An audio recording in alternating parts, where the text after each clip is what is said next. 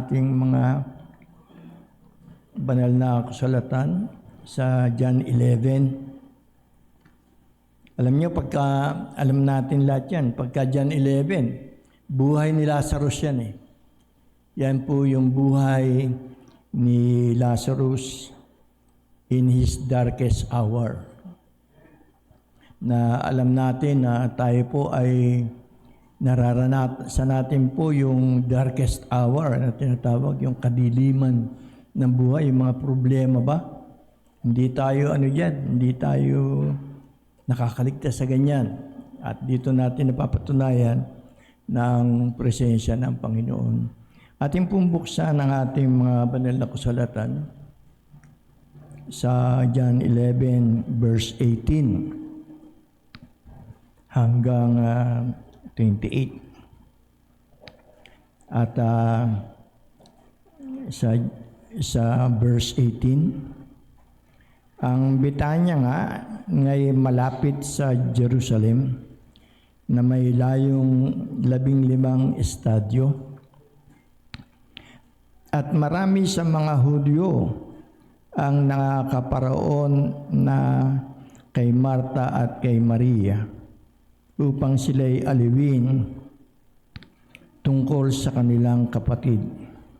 Si Marta nga, nang marinig niyang si Jesus ay dumarating, ay yumaon at sumalubong sa kanya, ngunit si Maria ay nanatiling nakaupo sa bahay.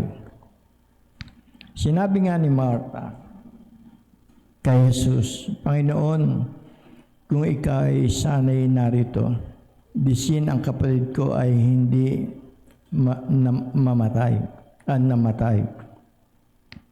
At ngayon may nalalaman ko na anumang hingin mo sa Diyos ay pagkakaloob sa iyo ng Diyos. Sinabi sa kanya ni Jesus, magbabangon uli ang iyong kapatid. Si Marta ay nagsabi sa kanya, nalalaman ko na siya'y magbabangon uli sa pagkabuhay na maguli sa huling araw. Sinabi sa kanya ni Jesus, ako ang pagkabuhay na maguli at ang kabuhayan, ang sumasampalataya sa akin, bagamat siya'y mamatay, gayon may mabubuhay siya. At ang sino mang nabubuhay at sumasampalataya sa akin ay hindi mamamatay magpakailanman. Sinasampalatayanan mo ba ito? Sinabi niya sa kanya, Oo, Panginoon, sumasampalataya ako na ikaw ang Kristo, ang anak ng Diyos. Sa mga bagay ang naparirito sa sanlibutan. At nang masabi niya ito ay yumaon siya at tinawag ng lihim si Maria na kapatid niya na sinasabi, ang guro ay narito at tinatawag ka.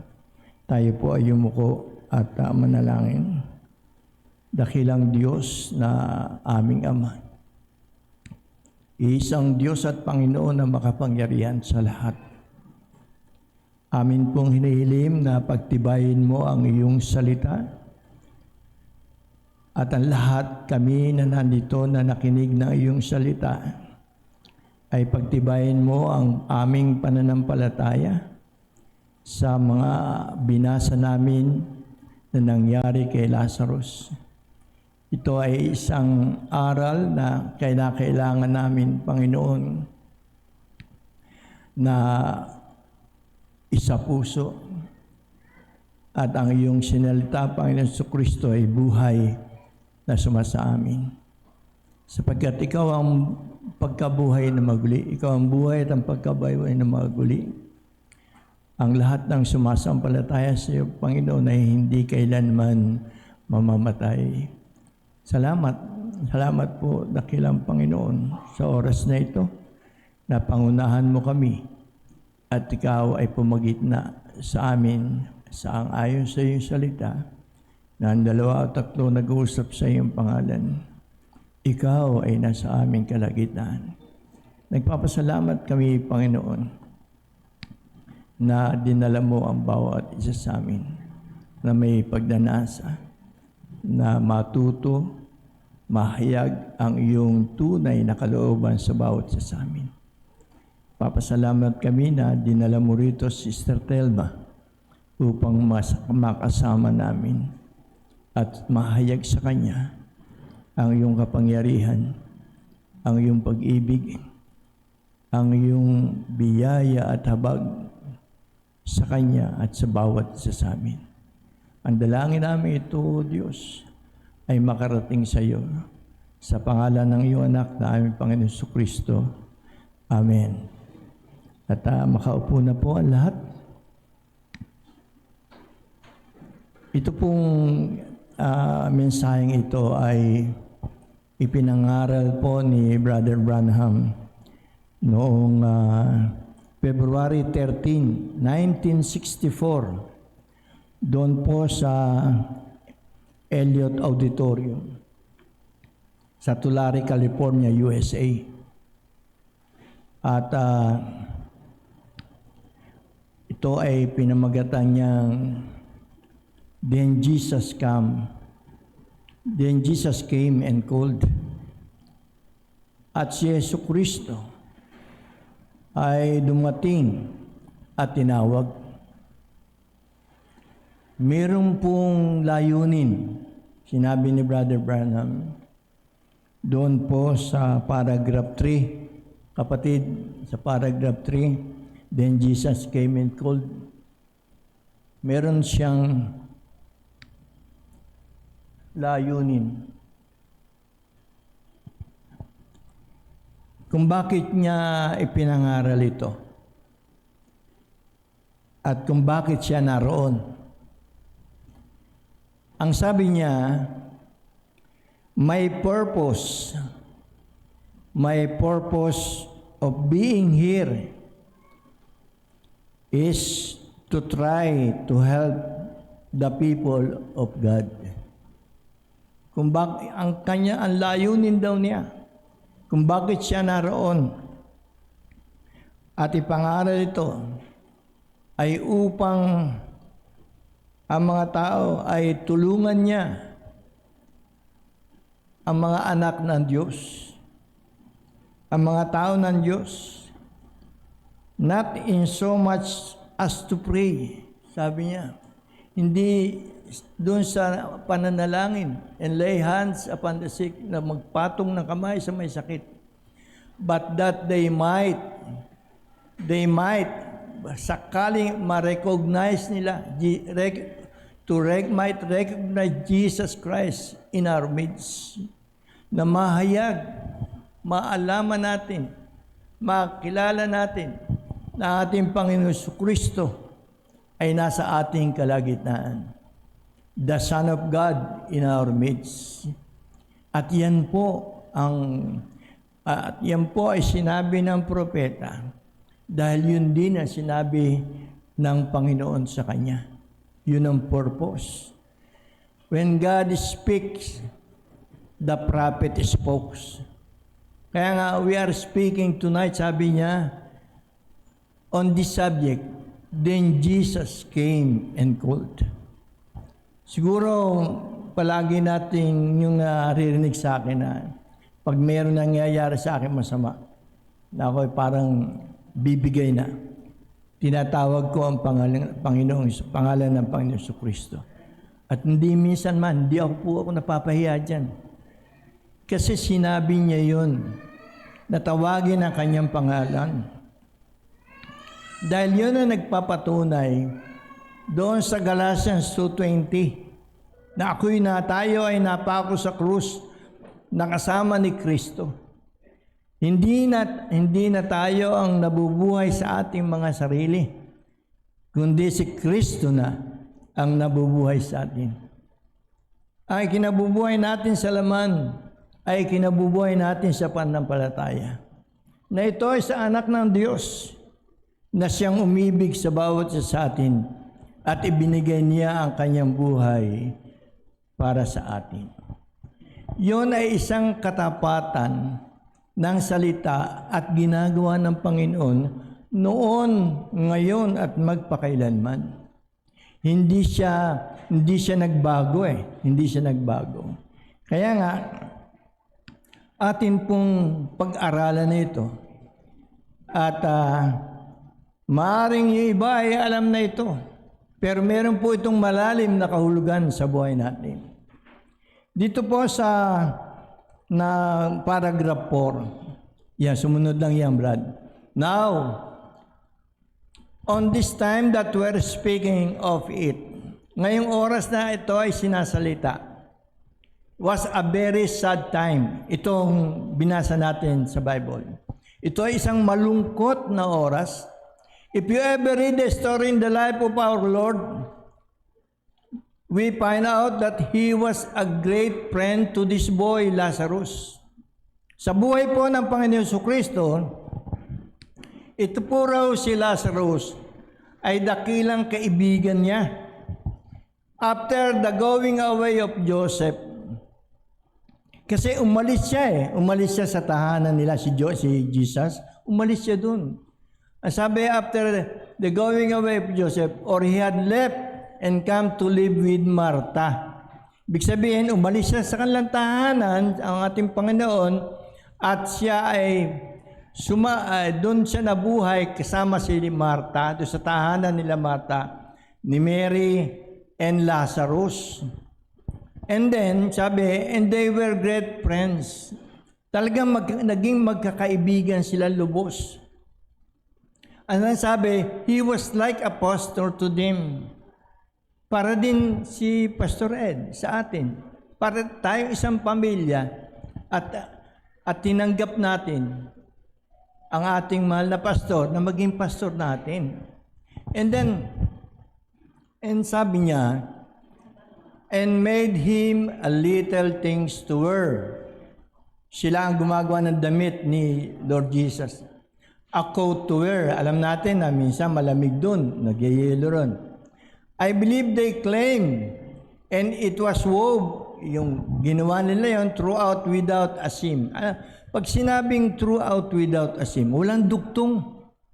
Sabi ni Brother Branham, ang yung damit na ginagawa nila para kay Lord Jesus, walang duktong yun. Tuloy-tuloy yun. At ang sabi, because,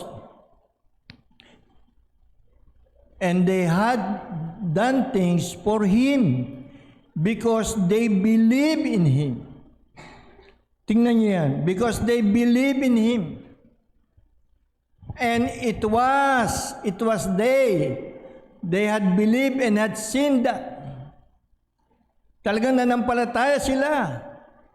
Dahil nakita nila kung paano kasama si Lord Jesus sa kanilang tahanan.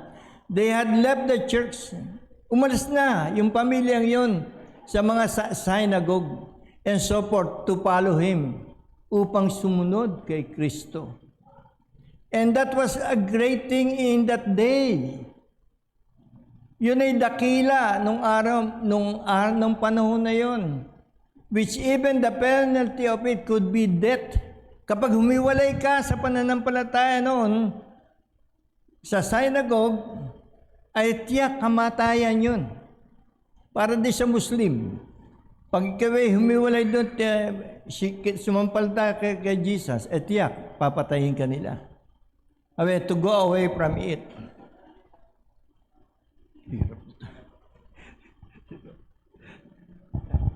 Pasensya na po.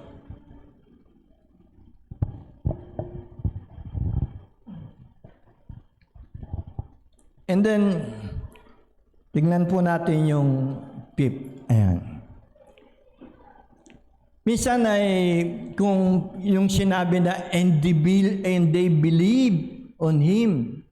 Kasi meron kasing quotation si Brother Branham na gusto kong i-share sa inyo. Ang sabi rito, if we lose faith, kung mawala ang ating pananampalataya, we will never get a prayer answered by God. Hindi natin maasahan na yung ating panalangin ay sasagutin ng Diyos. See? For he that cometh to God must first believe that He is. Kinakailangan, kung tayo ay lalapit at maniniwala sa Panginoon, ay paniwalaan na iyon ay totoo, that He is.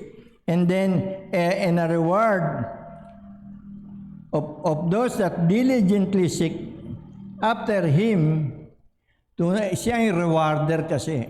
Rewarder po ang Panginoon. Sa Hebreo 11:6 at 13:6. And then, so if we lose faith, our prayers are annulled. Kung daw mawala ang ating pananampalataya, yun daw ating mga panalangin ay baliwala. And then, we get nowhere. We get nowhere. Wala tayong pupuntahan. Wala. Yung ating pananampalataya, kung ito'y mawala. Kaya nga, mga kapatid, dito sa pagkakataon na ito, ay nais ko pong ituloy ito sa paragraph 5. But Jesus, sabi, but Jesus, this fellow, that was going round as they claim tearing up their churches and saying evil things about their priests and so forth. Tinuro ito ni Pastor sa atin noong mga nakaraan na nagpunta sa synagogue yung ating mahal na Panginoon at tapos kumuha siya ng lubid at tapos pinaghahataw niya yung mga table, pinagbubuhal niya yung mga table, lahat ng mga nagtitinda ng mga hayop doon, lahat ng mga bagay tungkol sa pananambahan nila ay winasak lahat ng Panginoon yun. And then sabi dito, and so, he had done a great harm to them. And then sabi, they thought and to even confess him. And to even confess him would be to be put out of the synagogue. Pag ikaw ang nandun ka sa synagogue at sumampalataya, tiyak palalabasin ka. And then if you're out from the church, they thought you had no chance for redemption. Pag ikaw ay nahiwalay na, katulad dito sa mayroong pananampalataya dito sa Pilipinas na pag ikaw ay nawala, Brother Judy, di ba pag ikaw ay nahiwalay doon sa church na yon, wala ka ng pag-asa sa kaligtasan. Di ba? Matindi yun. Pag ano ba tawag doon? Pagka inalis ka? Okay. Now, if you didn't belong to one of their sect, like Pharisees, Sadducees, or something, there was no redemption doon. Wala nang katubusan doon. Sabi, if you was outside of that, kung ikaw ay labas na doon, ay wala kang katubusan. Pero dito sa ating church, dahil tayo tinawag ng Panginoon sa kanyang pangalan, magiging matatag tayo sa pananampalataya because yun ang katotohanan. The truth set us free. And if they had the right, the keys, and they could just kick you out if they wanted to. Ganun talaga dun. And then, that was their own saying. No wonder Jesus said, you by your tradition has made the word of God of no effect. Now, buksan natin sa Mateo 15:6. Mateo 15:6. Ito na yung Bible. Gusto ko sumunod. Gusto ko sumunod talaga. And then sabi rito, ay hindi niya igagalang ang kanyang ama at niwala ninyong kabuluhan ng salita ng Diyos dahil sa inyong salit-saling sabi, tradition. And then sabi rito, kayong mga mapagpaimbabaw, Mabuti ang pagkahula sa inyo ni Esaias na nagsasabi, ang bayang ito ay ginagalang ako ng kanilang mga labi. Datapwat ang kanilang puso ay malayo sa akin. Datapwat walang kabuluhan ang pagsamba nila sa akin na nagtuturo ng kanilang pinakaaral ang mga utos ng mga tao. Walang kabuluhan. Tingnan nyo dito sa ating kalagitnaan. Pansinin ninyo, sabi niya ng Panginoon, pinupuri ninyo ng kanilang mga labi ang Diyos. Subalit, anya, datapwat ang kanilang puso ay malayo sa akin. You see? Yun ang mahirap. Mahirap po yung buhay na yun. Na nandito ka nga sa church, malayo naman ang puso mo sa Panginoon. Hindi mo iniintindi. Kaya nga, pero ang pagpupuri nandun. Pero sa puso, ay wala. Pero ito ang tandaan natin. Hindi papayagan ng Diyos na ganun ang bawat isa sa atin. Hindi. Mananatili ang salita ng Panginoon sa atin, mga puso. Sapagkat tayo ay Kanyang pinili. We are chosen of God. Hindi natin siya pinili eh. We are chosen people of God. Chosen bride of Christ. Dala natin ang pangalan ng Panginoon Kristo. At dito sa pagkakataon na ito, ay atin pong pag-aralan na. Okay? Dito sa paragraph 24, maliwanag po ang sinabi ng mensahero. Ang sabi niya, Luther has the evidence of his age. Doon daw sa panahon ni Luther, meron doong ebidensya talaga. And then nasabi, Wesley of his age, pati rin kayo sa panahon ni Wesley. Sa panahon ng Pentecost of its age, meron din restoration.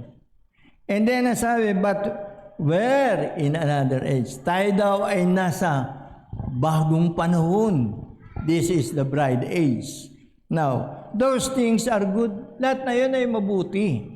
But like the baby has got a finger, an eye, and the baby ay merong daliri, merong mata, at merong ilong, but after a while, he has to become a human being. Tayo din, di ba? Nung una, parang baby in Christ pa tayo.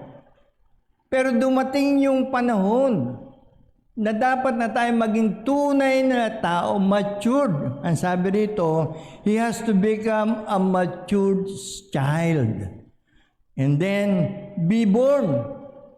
Yung be born, new birth yun. Kinakailangan isilang na muli. And then, have a soul. Body, spirit can move around. Yan po tayo. And then, now we find out that all this, Jesus had declared in just a few, sa mga konti lang, just those who He had ordained to life.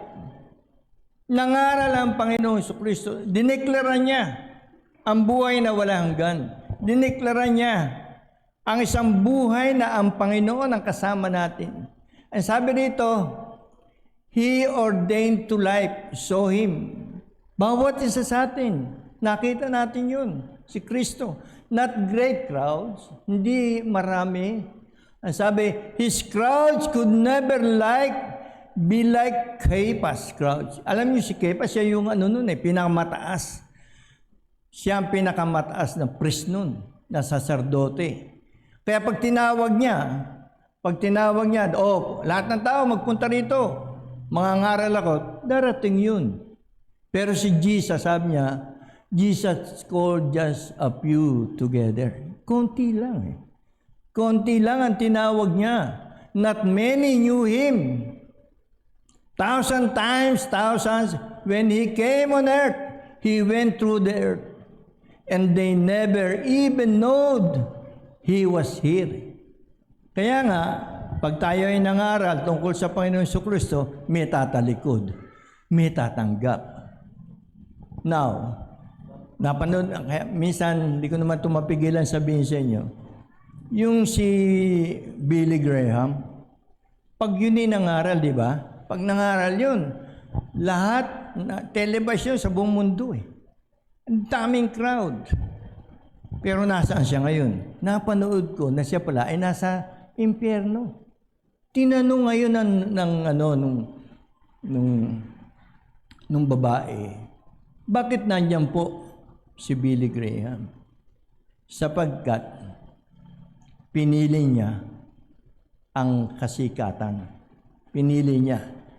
Di ba mayroong money, women, popularity. Pinili niya ang popularity. At ano sabi niya?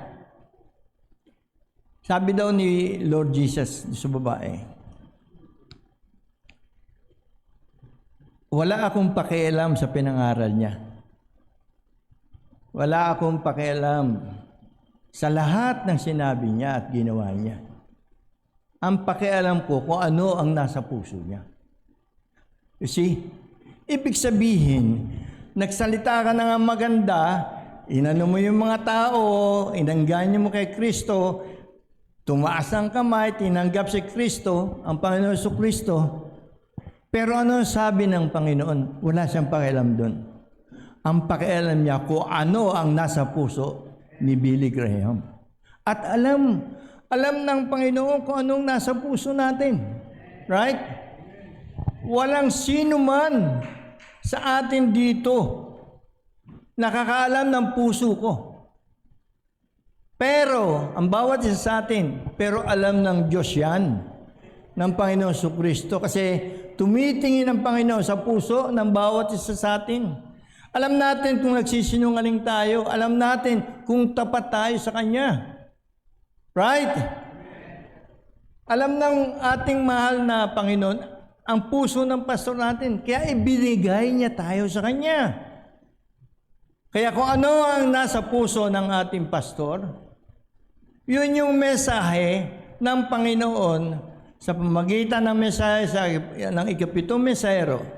Yun ang patuloy na iniaaral sa atin. Why? Upang yung puso natin na alam ng Diyos, nakilala ng Diyos, ay lalong umusbong doon. Lalong tumibay doon. Patuloy na mag-matured sa mensahe na kailanman, mga kapatid, hindi ito madadaig ng sanlibutan. Sapagkat sinabi ng Panginoon, kung ang sanlibutan ay mahal mo, ang pag-ibig ng Diyos ay wala sa iyo. Yun ang pinakamahirap nun. Yung pag-ibig ng Diyos wala sa atin. Attend ka, naglalakad tayo, wala ang pag-ibig ng Diyos. Pero ang totoo nun, ngayon, ang pag-ibig ng Diyos ay sumasa atin. Amen? Sumasa atin yan. Now, dito po. So, did they...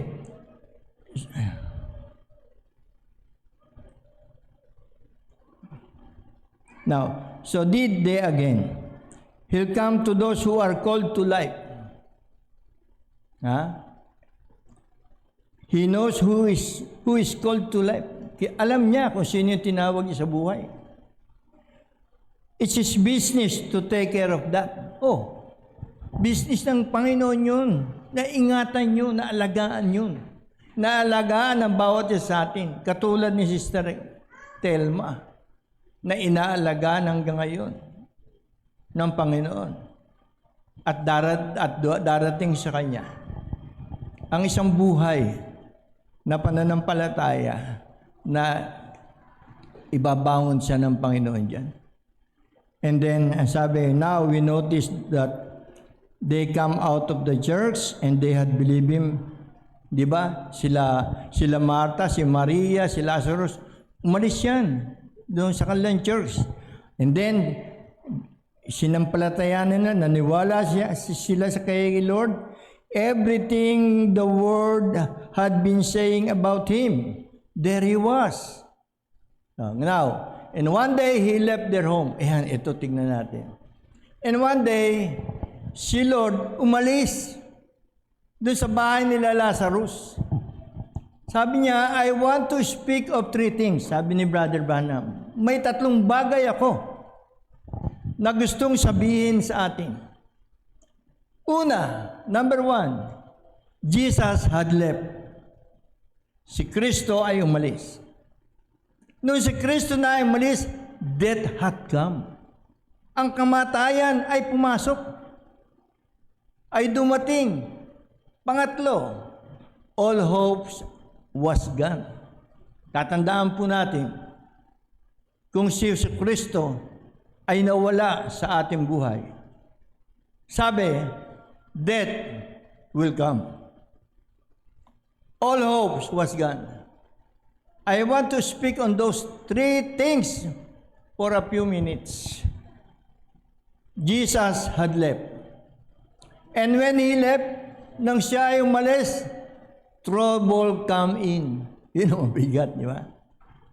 Trouble, problema ay dumating. Now when he leaves you, or your home, where you dwell, kapag iniwanan ka ng Panginoon, o ang ating bahay man, kung saan ka natira, trouble is on its road. In the trouble, yung problema, yung kaguluhan, sabi niya, Satan has got an open door when Jesus leaves. Naniniwala ba kayo doon? Amen. Tama. Dahil nandun tayo sa denominasyon, ay hindi pa natin lubos nakikilala ang Panginoon. Maraming nangyayari sa atin. Andun pa rin tayo sa kasalanan. Now, pansinin po natin, Satan has got an open door. Nagkaroon ng bukas na pinto para kay Satan. And then sabi, 30, he had gone. And as soon as he did, then death came in. You see? Ang kamatayan pumasok sa tahanan at sino namatay? Si Lazarus. To be separated from him is death. Minsan hindi tayo namamatay, pero hiwalay naman tayo. Walking dead tayo sa Panginoon. Naniniwala ba kayo walking dead? Noong araw merong walking tall di ba? Pero tayo, sabi, kung wala si Kristo sa atin, walking dead talaga tayo. Ang sabi, so death come in when Jesus went out. Now, and death had lingered with Lazarus. And then one day, and then the one, Christian, that they believe in and love, they had sent to him to come and pray for Lazarus. Nagpasabi sa Panginoon Kristo. Panginoon Kristo, si Lazarus may sakit And then, maaaring mamatay. Sabi niya, because they had seen him and know that he knowed God. Si Kristo ba ay kilala niya ang Diyos? Yes. Tayo ba kilala natin ang Diyos? Yes. Ang sabi rito, whatever God, Martha expressed it back. Ano man niya ang hilingin mo sa Diyos, sabi niya. There, whatever thou said to God now, sabi, God will do it. Yun po ang pinaka mabuting nangyayari sa buhay natin. Na yung prayer natin sa Panginoon, hindi nasasayang, kundi tinutugon ng Panginoon. Kapag hindi tinutugon, mag-ano ka na? Mag-isip-isip ka na. And then, she recognized that, nahayag yun kay Martha, that he and God was one. Na si Kristo at ang Diyos ay iisa lang. He was the Word of the hour. Darkest hour yun sa atin din ngayon, He is the word of the hour din, ang Panginoon sa Kristo. And then, ang sabi niya, so she recognized that, nalaman niya yun, nahayag sa kanya yun. And she knew, if she could ever get in contact with Him, sabi niya, kung magawa niya makontak ang Panginoon, but He was gone, wala na siya. And they couldn't get a hold of Him. Hindi na nila mahawakan pa ang Panginoon. O makausap man. And they sent for Him.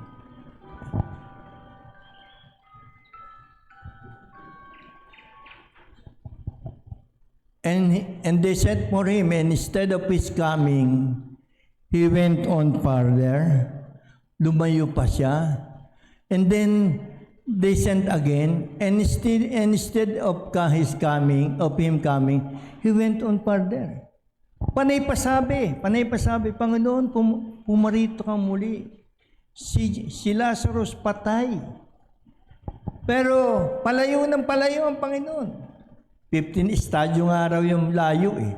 Sometimes, 32, sometimes, we wonder why those things happen. Sa buhay natin, minsan, mayroong pangyayari na, bakit kaya nangyari yun? But doesn't the Scripture say that all things work together for good to them that love God? 32. Okay. Yun po ay sa Romans 8:28. Ang sabi rito, at ang bagay nagkalakip-lakip na gumagawa for good to them, sa ikabubuti, that love God. Ang sabi ni Brother Branham tungkol doon sa love, yun ang pinaka-importante. Kaya daw yun mabuti dahil mahal natin o iniibig natin ang Diyos.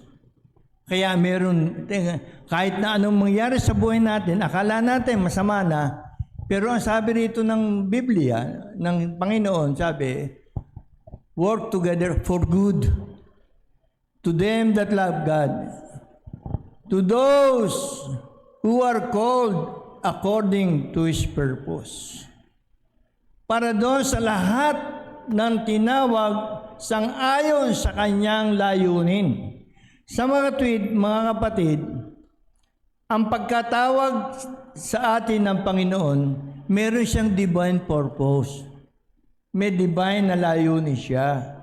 Kaya talagang magkakalakip-lakip yung mga medyo masama at medyo mabuti, pero talagang mabuti dahil alam ng Diyos ang puso natin na mahal natin siya. Ganun lang yun. And then we find out that He said in St. John 5:19, sabi, verily, verily, I say unto you, the Son can do nothing in Himself. Katotohanan sinasabi ko sa inyo, ang anak ay walang magagawa sa kanyang sarili, but what He sees the Father doing. Kung ano nakikita niya na ginagawa ng Ama, because they are one. The Father had told Him to go away. Sinabi sa kanya, lumayo ka muna. Dito. To be away so many days. After the days was accomplished, pagkatapos ng 4 na araw yun na-accomplish. Then He said, what He said then, that our friend Lazarus sleepeth. Natutulog lang si Lazarus. Ang ating kaibigan na si Lazarus ay natutulog. And He said, sinabi pa ng Panginoon, well, He does good. Mabuti ang kanyang ginagawa. He said, He is dead. And for your sake, I'm glad I wasn't there. Pagkatapos na sabihin niya natutulog, sinabi niya na patay. He is dead. And for your sake, sabi sa ikabubuti nyo, I'm glad I wasn't there. Wala siya. Natutuwa pa siya, galak pa siya. Because they have been trying to get him to go to him, to heal him, or say what had to be done. Pansinin niyo yung paragraph na yan. Sapagkat, because they have been trying to get him. Gusto nila talaga makuha si Lord eh. And then, to go to him. To heal him. Di ba? Yun ang gusto niya eh.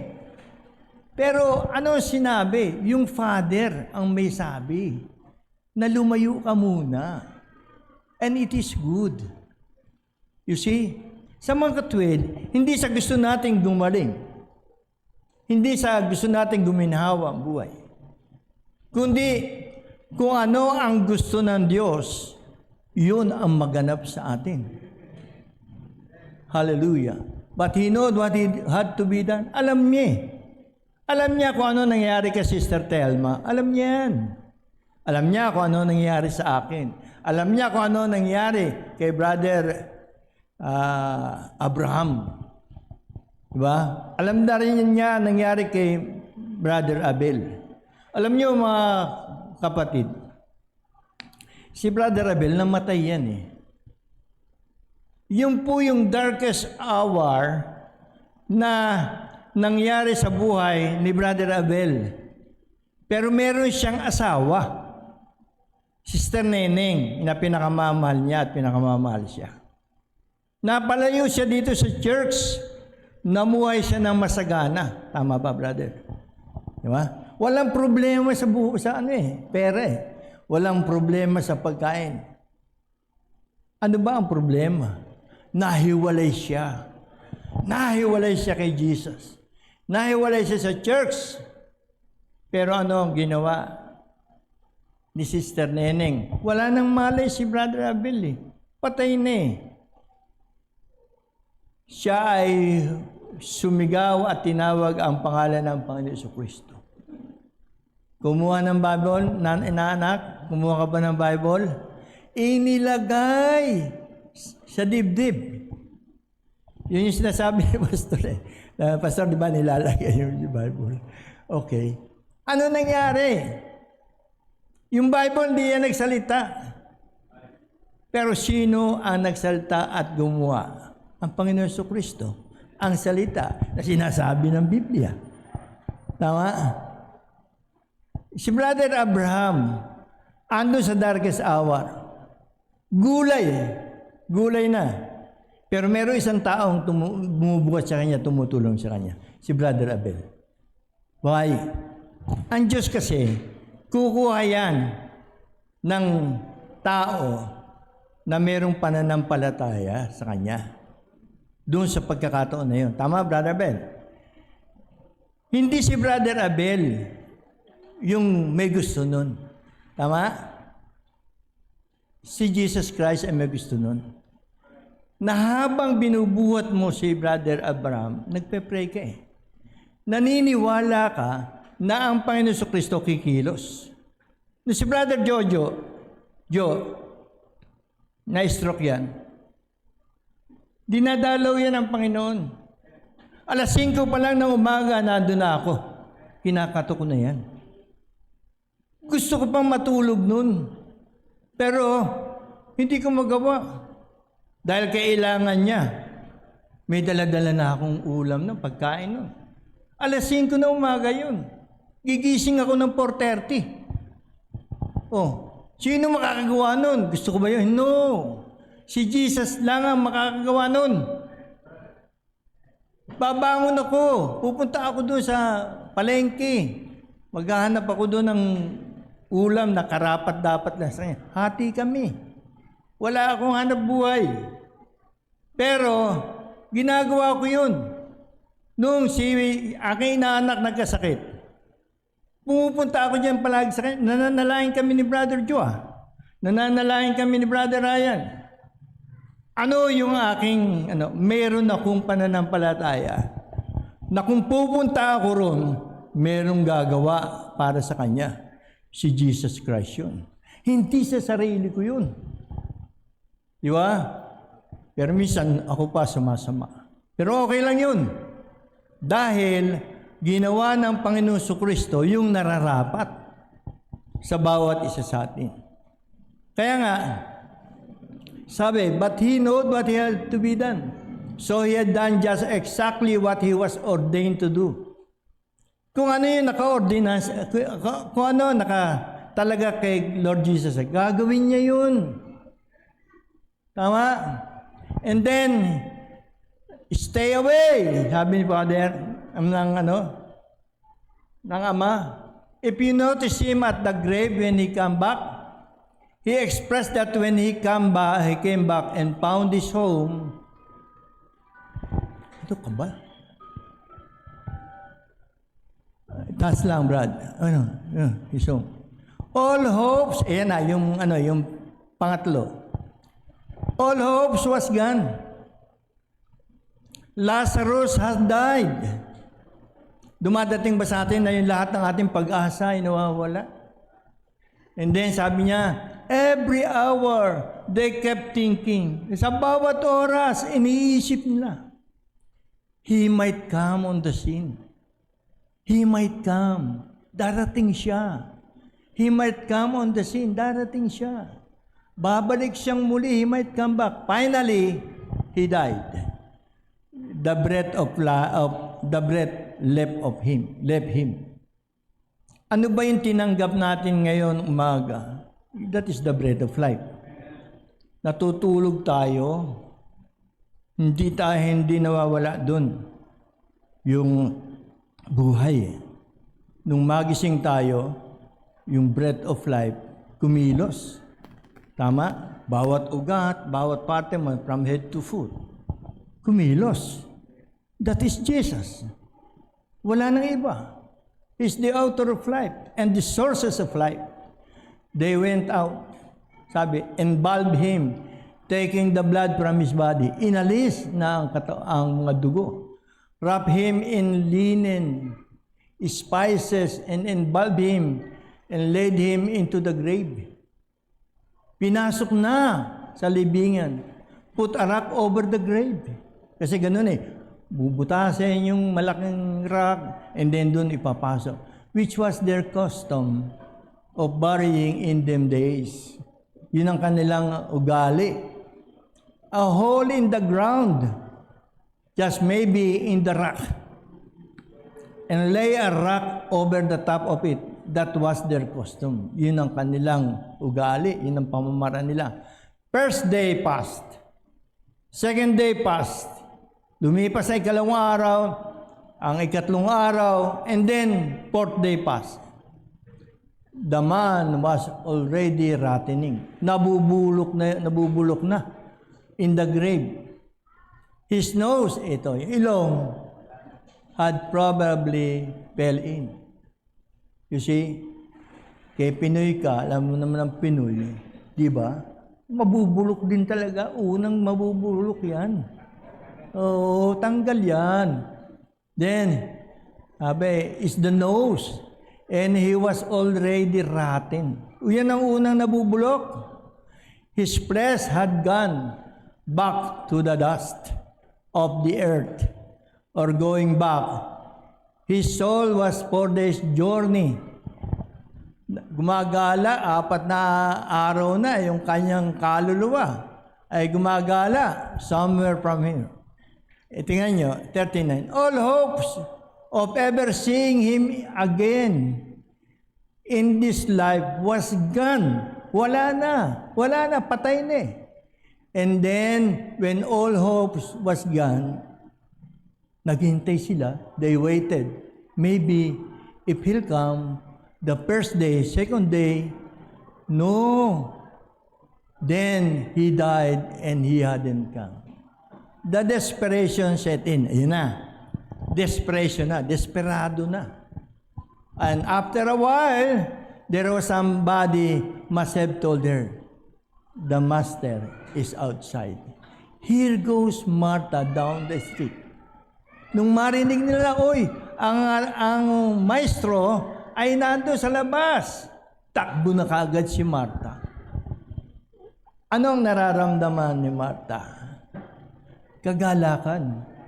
Yung dati nawala yung hope niya eh. Kagala ka na nung makita si Kristo, na nandun si Kristo. Gayon din tayo. Nung tayo ay nakalublob sa kasalanan at sa kawalan ng pananampalataya, nang marinig natin ang Panginoon Kristo na nagliligtas, nagpapatawad at author and finisher of our faith, galak na tayo dun.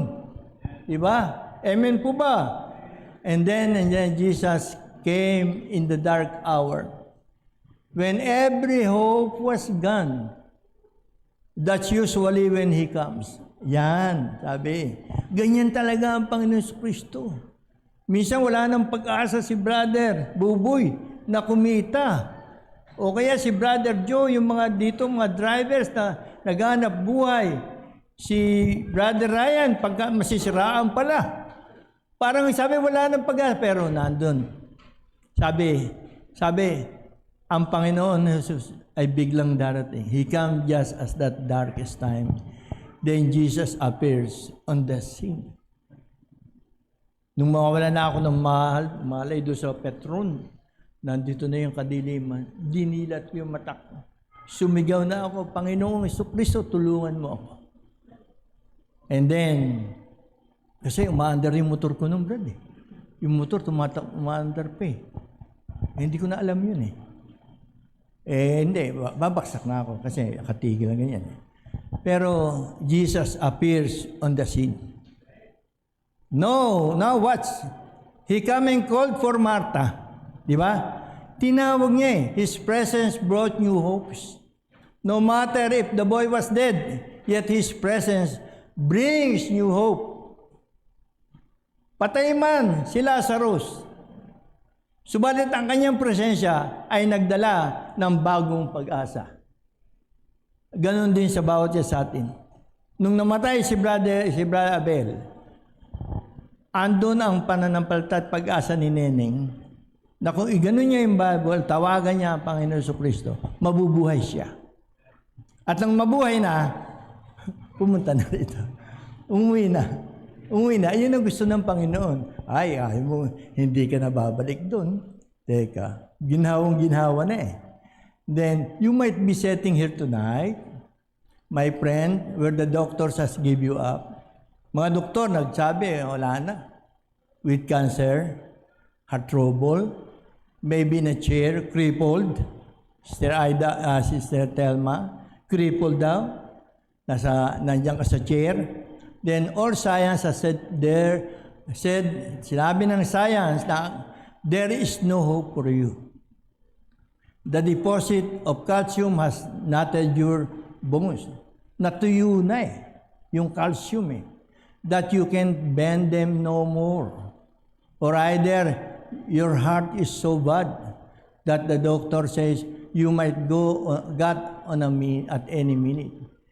Oh, and great bunches of people with cancer and TB may be the last hope you got. And great bunches of people with cancer and TB may be the last hope you got. And it seems like the doctor has turned you down, yet to be in the presence and recognition of the presence of Jesus Christ brings hope again.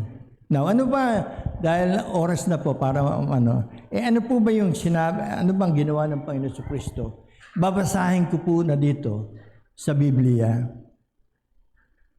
Sa chapter 11, verse 38, ang sabi, at 35, at 34, at sinabi, verse 31, at sinabi, saan ninyo siya inilagay? Sinabi nila sa kanya, Panginoon, halika at tingnan mo. At tumangi si Jesus. Umiyak eh. And then sinabi nga ng mga Hudyo, tingnan ninyo kung gaano ang pag-ibig niya sa kanya. Datapwat ang ilan sa kanila ay nagsipagsabi, hindi baga magagawa ng taong ito na nagpadilat ng mga mata ng bulag? Ang taong ito naman ay huwag mamatay. Yun ang katanungan. Si Kristo raw, magagawa niya lahat dahil siya yung nagpadilat ng mata at na lahat, nagpalakad, lahat ng ginawa niya. Sabi si Jesus nga, sa muling pagkalagim sa kanyang sarili ay naparoon sa libingan. Yan nga ay isang yungib at mayroong isang batong nakatakip sa ibabaw noon. Sinabi ni Jesus, alisin ninyo ang bato. Si Marta na kapatid niyaong namatay ay nagsabi sa kanya, Panginoon, sa ngayon ay nabubulok na ang bangkay sapagkat may 4 na araw nang siya'y namamatay. Yan ang totoo. Nabubulok na nga eh. Sinabi sa kanya ni Jesus, di baga, sinabi ko sa iyo, na kung ikaw ay sasampalataya na, ano yung kondisyon? Kung siya ay sasampalataya, si Marta, ang sabi, ay makikita mo ang kaluwalhatian ng Panginoon Diyos. Kung tayo ay sasampalataya, makikita natin ang kaluwalhatian ng Diyos. Pero kung hindi, wala talaga. At ang sabi rito ay, kaya't inalis nila ang bato at itiningin ni Jesus sa itaas ang kanyang mga mata at sinabi, Ama, nagpapasalamat ako sa iyo na ako iyong dininig at nalalaman ko na ako'y lagi mong dinirinig. See? Tiyak eh. Tiyak naman ang mga sinasabi. Ngunit ito'y sinabi ko dahil sa karamihan ng nasa palibot upang sila'y magsisampalataya na ikaw ang nagsugo sa akin. Now, at nang masabi niya ang gayon, ay sumigaw siya ng malakas na tinig, Lazaro, lumabas ka. Lumabas ba si Lazaro? Yes. At ang sabi, siya'y patay ay lumabas na natatalian ang mga kamay at ang mga ng mga kayang panglibing. At ang kanyang mukha ay nababalot ng isang panyo. Sinabi sa kanila ni Jesus, siya'y inyong kalagana at bayaan niyo siyang yumaon. Palakpakan po natin ang Panginoon. Dito na po tayo magtapos. At tayo po ay yumuko at manalangin. Dakilang Diyos.